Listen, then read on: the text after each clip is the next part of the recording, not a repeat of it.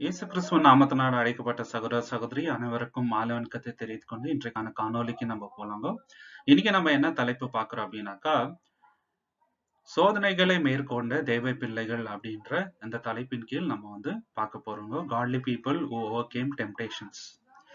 மனுஷா பிறந்த அனைவருக்குமே சோதனைகள் வர்றது இயல்புங்க. சோதனைகள் வர்றதுனால அவர் பாவின்னு நம்ம சொல்ல முடியாது. ஏன்னாக்கா இயேசு கிறிஸ்துவுக்கும் சோதனைகள் வந்ததுங்க. அந்த சோதனையை நம்ம ஜெயிக்க வேண்டும். அதுதான் தேவன் நமக்கிட்ட எதிர்பார்க்கிற விஷயம்.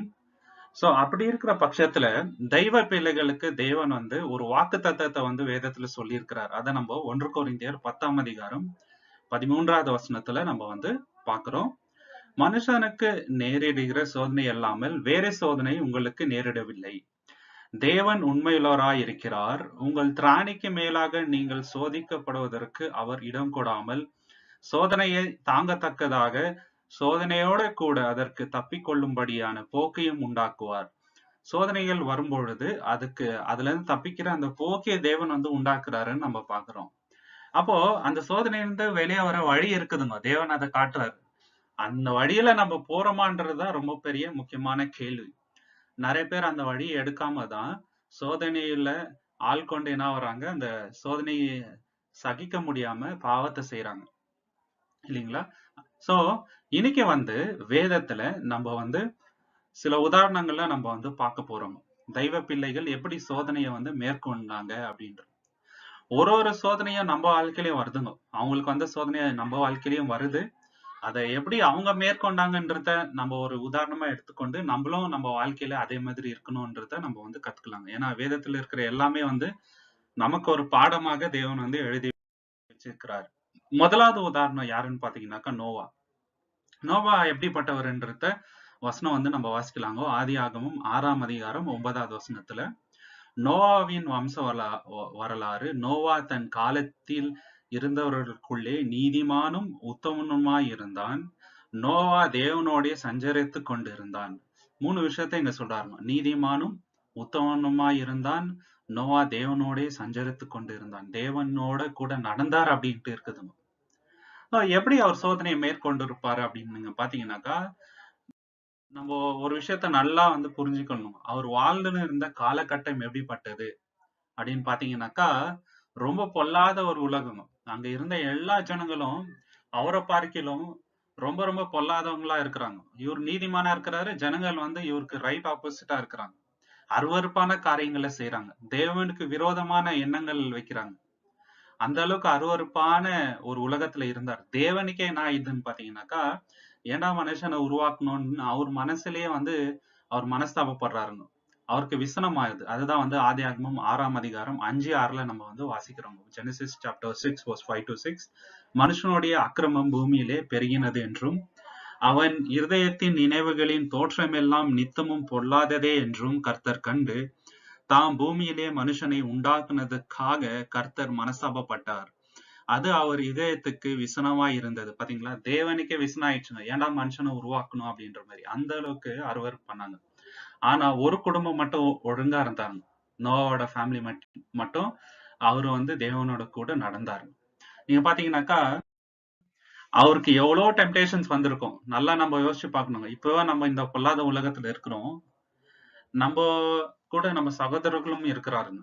நிறைய நம்ம கிறிஸ்தவ சகோதரர்கள் சகோதரிமார்கள் இருக்கிறாங்க. நீதியா வாழ்றதுக்கு நம்ம பிரயாசம் பண்றோம் டெய்லி. ஆனா இங்க பாத்தீங்கன்னாக்கா நோவா ஒரே ஒரு குடும்பம் மாத்திரம் தான் இருக்குதுங்க. அவங்கள தவிர மீதி எல்லாருமே பொல்லாதவர்களா இருக்கிறாங்க. எவ்வளவு டெம்டேஷன்ஸ் வந்திருக்குங்க. எவ்வளவு அவர் அவமானப்படுத்தி இருப்பாங்க, கேவலமா பேசியிருப்பாங்க. அவர் நிறைய பேரை போய் தேவனை பத்தி சொல்லும் போது பேச்ச கேட்காம அவரை பரிகாசம் பண்ணியிருப்பாங்க. அந்த அவமான நிந்தை எல்லாம் தாங்கிட்டு அந்த வேலையை செஞ்சு முடிச்சாருங்க. இது நம்ம வாழ்க்கையிலேயே இப்போ அப்படித்தாங்க. உலகம் ஃபுல்லா தேவனுக்கு விரோதமா இருக்கும்போது கிறிஸ்தவரா இருக்கிற நம்ம தேவனுக்கு நீதியா உண்மை இல்லாதவர்களா வாழணும். இதுதான் நோவா கிட்ட இருந்து தேவன் நமக்கு கொடுக்கிற ஒரு பாடம். எப்படி அவர் சோதனையை மேற்கொண்டாரோ அதே மாதிரி நம்மளும் சோதனையை மேற்கொள்றோம். ஏன்னா கெட்டு போறதுக்கு 1000 வழி இருக்குதுங்க நம்மளை சுத்தி. நோவாவுக்கும் இருந்தது, அவர் மேற்கொண்டார். நம்மளும் மேற்கொள்ளணும் தேவனோட பலத்துல. 2வது உதாரணம் யாருன்னு பாத்தீங்கன்னாக்கா ஆபிரகாம். ஆபிரகாமுக்கு என்ன ஒரு சோதனை வந்துச்சுன்னு பாத்தீங்கன்னாக்கா, பணத்தாசை ஒரு சோதனையா வந்துச்சு.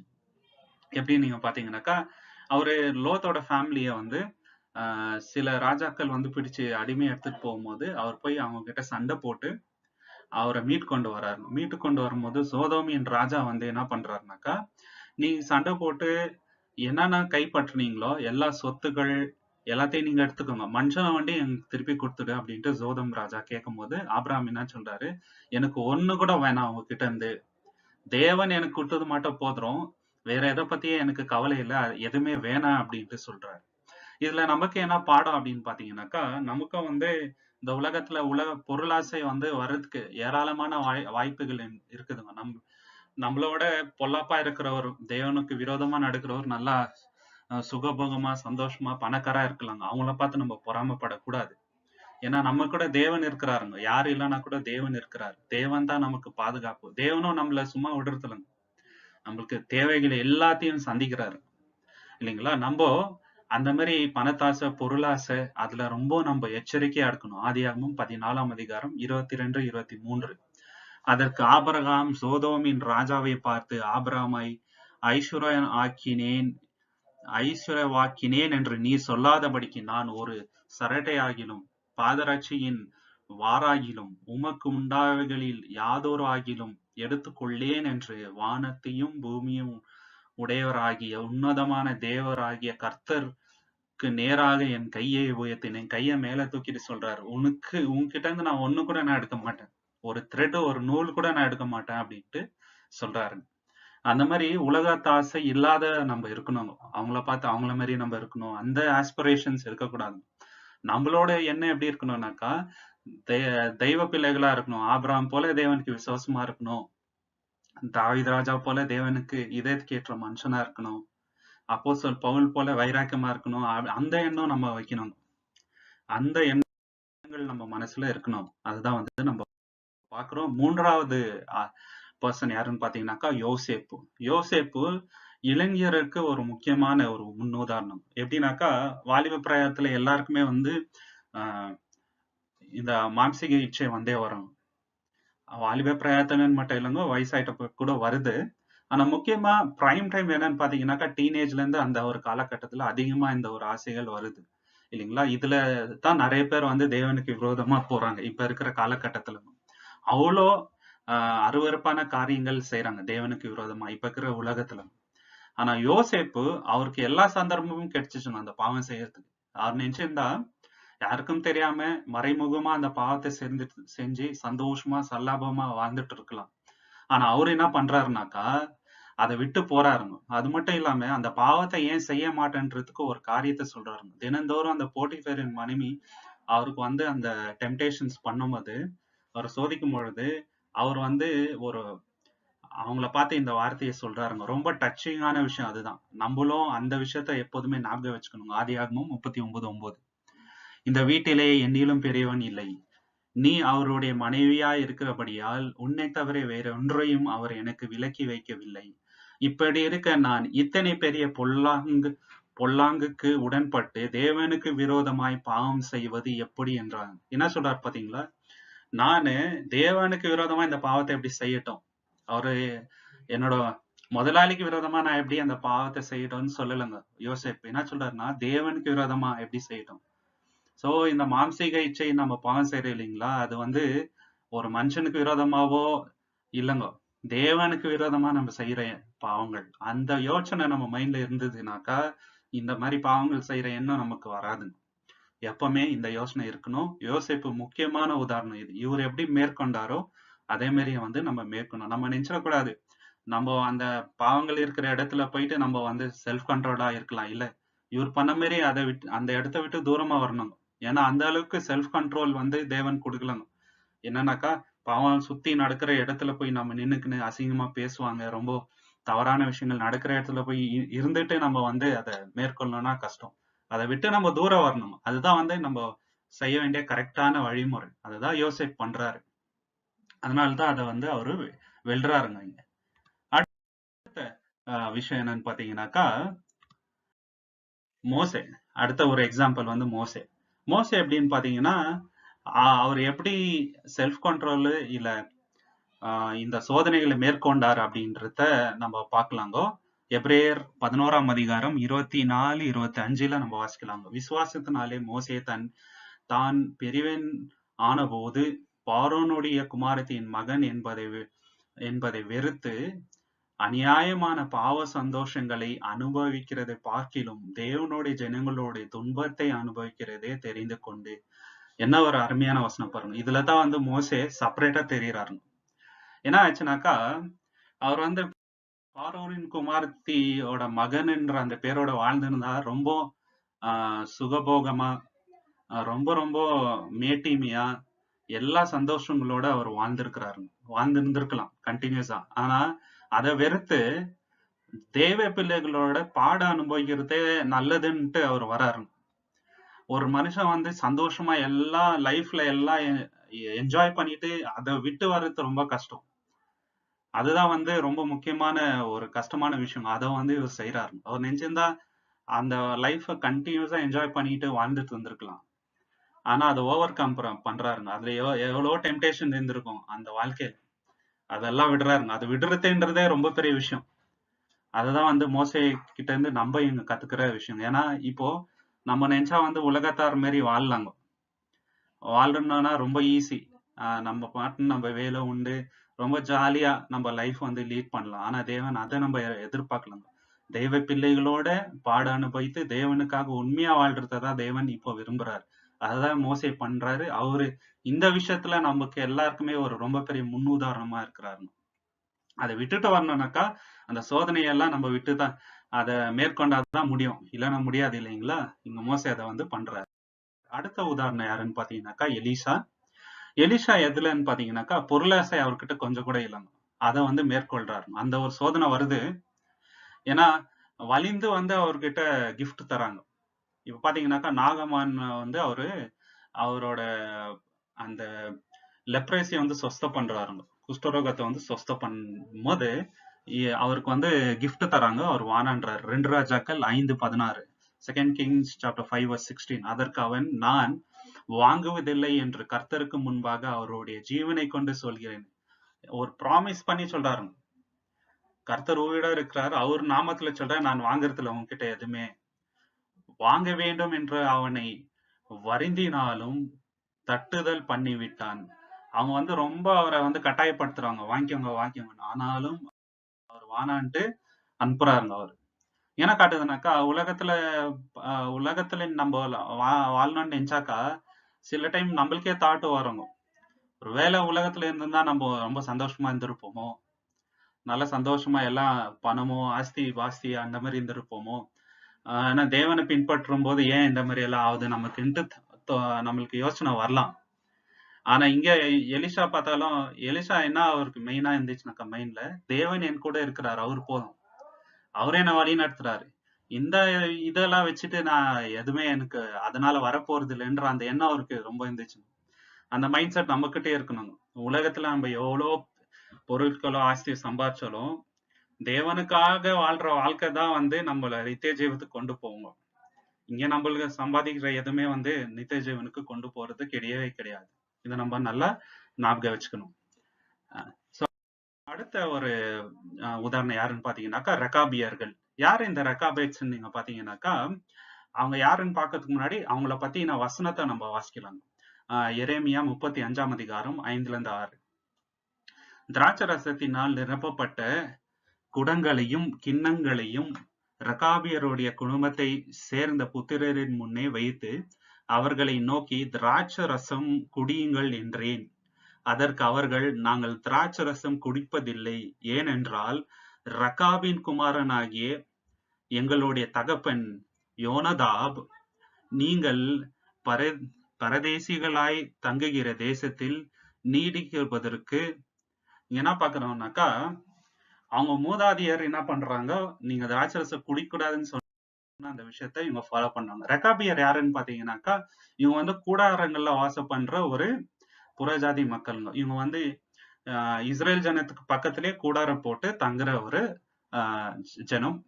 இவங்க வந்து இவங்களுக்கு மூதாதையர் யாருன்னு பாத்தீங்கன்னாக்கா ஜோனாதாபுன்னு ஒருத்தர் இருக்கிறாருங்க. அவரும் அந்த காலத்துல இவங்களுக்கு நீங்க திராட்சை ரசம் குடிக்கவே கூடாதுன்ட்டு சொல்லியிருக்கிறாரு. அதை வந்து பரம்பரையா இவங்க ஃபாலோ பண்றாங்க. அதுக்கு தேவன் என்ன பண்றாருன்னு பாத்தீங்கன்னாக்கா, எரேமியா தீர்க்கதரிசியை கூப்பிட்டு அவங்களெல்லாம் உட்கார வச்சு திராட்சரசம் ஊத்தி கொடு, அவங்க சாப்பிடுறாங்களான்னு பார்ப்போம். அதே மாதிரி அவர் பண்ணும்போது அவங்க யாருமே வந்து குடிக்கிறதில்லைங்க. ஏன் குடிக்கிறதில்லைன்னு கேட்டாக்கா, எங்க மூதாதையர் அப்படி சொன்னாரு, யோனாதாப் எங்களுக்கு கட்டளையிட்டு இருக்கிறார், நாங்க ஃபாலோ பண்ணுவோம், அதை குடிக்கவே மாட்டோம், நீங்க என்ன கட்டாயப்படுத்தினாலும் நாங்க குடிக்க மாட்டோம். இது அவங்களுக்கு வந்த சோதனைங்க. அதை வந்து அவங்க வந்து ஜெயிக்கிறாங்க இல்லைங்களா? இதே மாதிரி நம்மள கூட நிறைய பேர் உலகத்தாரு நீங்க குடின்ட்டு நம்மள கேட்கலாங்க. ஆனா நம்ம அந்த சோதனையை மேற்கொள்ளணும். ஏன்னா நம்ம தேவனுக்கு அது அருவருப்பு அப்படின்ட்டு. சோ இந்த ரெக்காபியர் பார்த்து தேவன் வந்து சொல்றாருங்க, அவங்க மூதாதையர் சொன்ன விஷயத்த அவங்க ஃபாலோ பண்றாங்க. ஆனா தேவனாய கர்த்தர், நானு இஸ்ரேல் ஜனத்துக்கு எவ்வளவோ சொன்னேன், தீர்க்கதரிசிங்களை அனுப்பி இதை நீங்க கட்டாயம் ஃபாலோ பண்ணுன்ட்டு, நீங்க ஃபாலோ பண்ண மாட்டேன்றீங்களேன்ட்டு சொல்றாரு. அத வந்து எரேமியா 35 13-14. இஸ்ரேலின் தேவனாகிய சேனைகளின் கர்த்தர் உரைக்கிறது என்னென்றால், நீ போய் யூதாவின் மனுஷரையும் எருசலேமின் குடிகளையும் நோக்கி, நீங்கள் என் வார்த்தைகளை கேட்டு புத்தியை ஏற்றுக்கொள் கொள்வதில்லையே என்று கர்த்தர் சொல்கிறார். திராட்சரசம் குடி குடி குடியாதபடிக்கு ரெக்காபின் குமாரனாகிய யோனதாம் தன் புத்திரர்களுக்கு கட்டளையிட்ட வார்த்தைகளை கைக்கொள்ள பட்டு வருகிறது. அவர்கள் இந்நாள் மட்டும் அதை குடியாமல் தங்கள் தகப்பனாகிய கட்டளையை கீழ்ப்படுகிறார்கள். ஆனாலும் நான் உங்களுக்கு ஏற்கனவே சொல்லிக் கொண்டே இருந்தும் எனக்கு கீழ்ப்படியாமல் போனீர்கள். இங்க என்ன சொல்றாருன்னு பாத்தீங்கன்னாக்கா, நான் எத்தனையோ தடவை நான் எவ்வளவோ கட்டளைகள் சொன்னேன், அதை ஒன்னையும் நீங்க கீழ்ப்படியல. ஆனா ரெக்காப் அந்த வம்சத்தாரு அவங்க மூதாதையர் முப்பிதா சொன்னதை இப்ப வரைக்கும் ஃபாலோ பண்றாங்க அப்படின்னு சொல்றாங்க. இதுல நம்மளுக்கு என்ன ஒரு பாடம்னு பாத்தீங்கன்னாக்கா, இப்பவும் பாத்தீங்கன்னாக்கா முஸ்லிம்ஸோ இல்ல மதத்தாரு ரொம்ப வைராக்கியமா அவங்க சாமியை கும்பிடுவாங்க. அது கல்லோ மண்ணோ எதுவோ இருந்தாலும் அந்த வைராக்கியத்தோட பண்ணுவாங்க. அதுல வந்து அவங்க கரெக்டா பண்றாருங்க. நம்ம வந்து நம்ம ஜீவனுள்ள தேவனை வந்து நம்ம வணங்குகிறோம், நம்ம வந்து உண்மையா இருக்கிறோமா அப்படின்றதுதான் இங்க ஒரு கேள்விங்க. ஒரு நாள் கூட மிஸ் பண்ண மாட்டாருங்க. இப்ப முஸ்லிம்ஸ் பாத்தீங்கன்னாக்கா டெய்லி தொழுகை பண்றது ஒரு நாள் கூட மிஸ் பண்ண மாட்டாரு. அந்த அளவுக்கு வைராக்கியம் இருக்கிறவங்க அந்த விஷயத்துல. ஆனா நம்ம பைபிள் படிக்கிறதுல கரெக்டா இருக்கிறோமா, ப்ரேயர் பண்றதுல கரெக்டா இருக்கிறோமா, இதெல்லாம் தேவன் வந்து ஒரு உதாரணமா காட்டுறாருங்க. ரகாபியரை காமிச்சு இஸ்ரேலுக்கு புத்தி சொன்ன மாதிரி இப்போ மத்த மதத்தை பார்த்து நம்ம வந்து கத்துக்கலாங்க. சரிங்களா? அவங்க உயிரோட இல்லாத ஒரு கல்லோ மண்ணையோ தேவனே இல்லாத விஷயங்களுக்கு அவ்வளவு வைராக்கமா இருக்கும்போது, உண்மையான தேவனுக்கு நம்ம எவ்வளவு வைராக்கமா இருக்கணும் அப்படின்றதுதான் இங்க நம்ம கத்துக்கிற விஷயம். அடுத்த உதாரணம் யாருன்னு பாத்தீங்கன்னாக்கா தானியல். தானியல் என்ன பண்றாருனாக்கா, அந்த ராஜாவுடைய இதுல இந்த அரண்மனையில இருந்து வர சாப்பாடை அவங்க சாப்பிடுறது இல்லைங்க, அவரும் அவங்க ஃப்ரெண்ட்ஸும் சேர்ந்து. சோ இதுல நமக்கு என்ன உதாரணம்னு பாத்தீங்கன்னாக்கா, அவரு அந்த டெம்டேஷன்ஸ் வந்து தடுத்தாருங்க. நம்மளுக்கும் வந்து உலக கல்ச்சர் இருக்குது இல்லைங்களா? உலகத்தார் மாதிரி வாழ்ற நிறைய விஷயங்கள் நம்மளுக்கு இருக்குங்க. அவங்கள மாதிரி காம்ப்ரமைஸ் பண்ணி அவங்கள மாதிரி ட்ரெஸ் பண்றது, அவங்கள மாதிரி ஸ்டைல் பண்றது, அவங்கள மாதிரி வாழணுன்ற எண்ணம் நமக்கும் வர்றதுக்கு வாய்ப்புகள் இருக்குது. ஆனா தானியல் போல அந்த டெம்டேஷன்ஸை நம்ம வந்து மேற்கொள்ளணும். ஒரு தானியல் அந்த ஊர்ல கூட, தானியலும் அவங்க ஃப்ரெண்ட்ஸ் 3 பேரும் பாபிலோன்ல கூட தேவனுக்கு உண்மையா இருக்கிறாங்க. நம்மளும் பாபிலோன் ஆகி இருக்கிற இந்த உலகத்துல தேவனுக்கு உண்மையா இருக்கணும். உலகத்தார் போல இருக்கக்கூடாது, நம்மளே செப்பரேட்டா இருக்கணும். இதுதான் இதுல நம்ம கத்துக்கிற பாடம். தானியல் 1:8. தானியல் ராஜாவின் போஜனத்தாலும் அவர் பானம் பண்ணும் திராட்சரசத்தினாலும் தன்னை தீட்டுப்படுத்தல் ஆகாதென்று தன் இதயத்திலே தீர்மானம் பண்ணி கொண்டு தன்னை தீட்டுப்படுத்தாதபடி பிரதானிகளின் தலைவனிடத்தில் வேண்டிக் கொண்டான். நீங்க பாத்தீங்கன்னாக்கா, அவங்க பிரதானி கிட்ட சொல்றாரு, நான் வந்து குடிக்க மாட்டேன், இதை சாட மாட்டேன்ட்டு ஒரு தீர்மானம் பண்ணிக்கிறாருங்க மனசுல.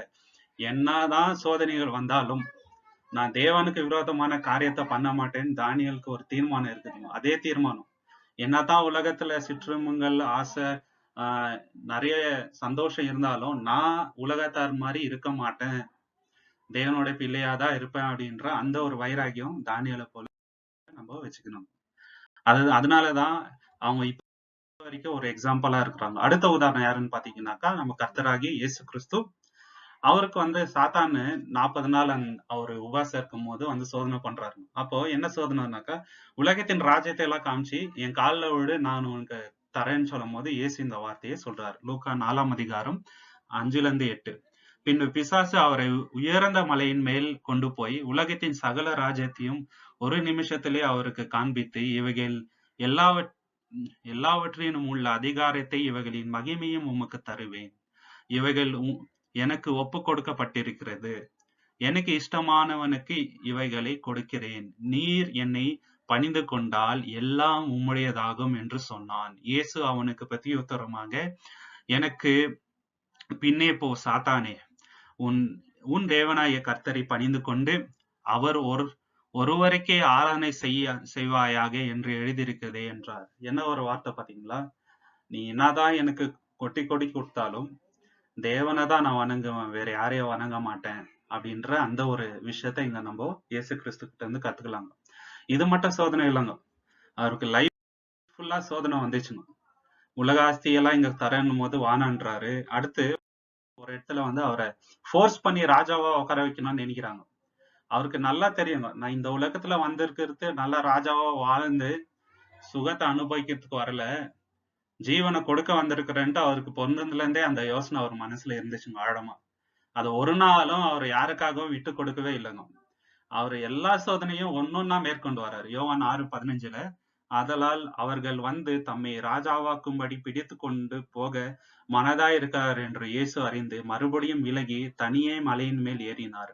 பாத்தீங்கன்னாக்கா அவங்கள விட்டு தூரம் போறாருங்க. ஃபோர்ஸ் பண்ணி அவரை ராஜாவா உட்காரணும்னு பாக்குறாரு. ஆனா அவருக்கு தெரியுது இது தப்பு, நம்ம இப்போ அந்த மாதிரி இருக்கக்கூடாதுன்ட்டு. அது மட்டும் இல்லாம லைஃப் லாங் அவருக்கு சோதனை வருது, ஒன்னொன்னுத்தையும் ஜெயிக்கிறாரு.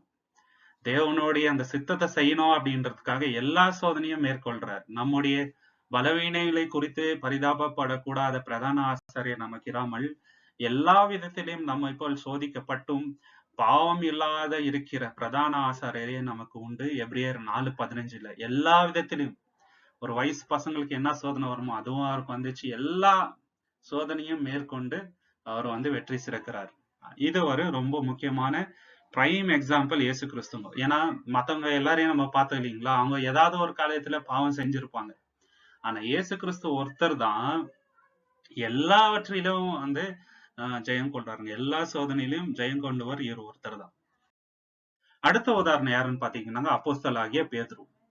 அவர்கிட்ட வந்து சீமோன் என்ற ஒருத்தர், நான் உனக்கு காசு கொடுக்குறேன், உன்னோட பரிசுத்த ஆவியின் வல்லமை எனக்கு கொடுங்க, நானும் உன்ன மாதிரி அற்புத அடையாளங்கள் செய்யணும், அந்த வல்லமை எனக்கு கொடுங்கன்னு கேக்குறாருங்க. அப்போ பேதுரு நினைச்சிருந்தா அந்த காசு பணம் வாங்கிட்டு சந்தோஷமா இருந்திருந்துக்கலாங்க. அந்த ஆசை டக்குன்னு ஒரு மனுஷனுக்கு அந்த எண்ணம் வர இல்லைங்களா? பணம் இமீடியட்டா ஒருத்தர் தரும்போது யாரும் உடனே வானான்னு சொல்ல மாட்டாங்க. இவருக்கு டக்குன்னு அதெல்லாம் முக்கியம் இல்லைன்ட்டு அவரை வந்து திட்டுறாருங்க. அப்போஸ்தலர் 8:20 பேதுரு அவனை நோக்கி, தேவனுடைய வார்த்தை பணத்தினாலே சம்பாதிக்க கொள்ளலாம் என்று நீ நினைத்தபடியால் உன் பணம் உன்னோட கூட நாசமாய் போக கடவுது. அப்போஸ்தலர் 8:20 உன் பணம் உன் கூட நாசமா போட்டுன்ட்டு அவரை திட்டுறாருங்க. என்னன்னு பாத்தீங்கன்னாக்கா அப்போஸ்தலர் பேதுருக்கு ஒரே ஒரு மனசுல என்னங்க, தேவனுடைய ஊழியத்தை செய்யணும், மத்த எந்த ஒரு உலக ஆசையும் இவங்க வச்சுக்கல. அதனாலதான் எல்லா அப்போஸ்தலர்களும் ரொம்ப கொடுமையா அவங்களோட உயிரை வந்து மாய்த்து இயேசு கிறிஸ்துவுக்காக ரத்த சாட்சியாக மரித்தார்கள். ஏன்னா உலக ஆசை கொஞ்சம் கூட அவங்களுக்கு இல்லைங்க. நெஞ்சிருந்தா இப்ப இருக்கிற ஊழியக்காரங்க நீங்க வந்து கம்பேர் பண்ணி பாத்தீங்கன்னாக்கா ஒருத்தர் கூட அப்போஸ்தலர் மாதிரியே இருக்க மாட்டாங்க. எல்லாம் வந்து சுகபோகமா இருக்கிறாங்க. ஆனா அப்போஸ்தலர்களோட வாழ்க்கை பாத்தீங்கன்னாக்கா யாருமே வந்து லக்ஸூரியஸா இல்லைங்க. எல்லாம் கஷ்டமும் உபத்திரமும் பாடுகள்ல தான் இருந்தாங்க.